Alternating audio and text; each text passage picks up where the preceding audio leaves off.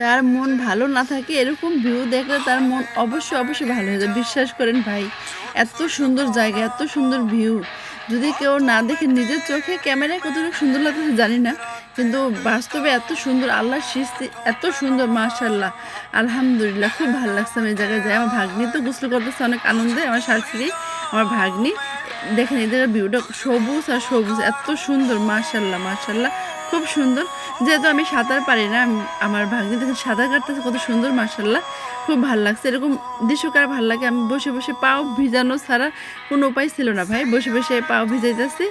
আর তারপরে অনেক খাওয়া দাওয়া, অনেক হাসি, অনেক আনন্দ। আজকে চলে যেতেছে বাড়িতে, মা হাঁটতে পারে না, হচ্ছে মা, মানে মার একটু শ্বাসকষ্ট আছে তার জন্য হাঁটতে পারে না। চলো গাড়ি নিয়ে খাড়ে আছে আমার ভাগ্নি, চলেন গাড়িতে উঠে দেখা হচ্ছে।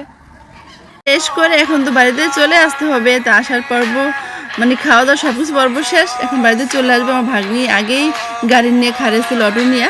তো ভিডিওটা কেমন হয়েছে সবাই কমেন্টে জানাবেন। সবাই ভালো থাকেন, আল্লাহ হাফেজ।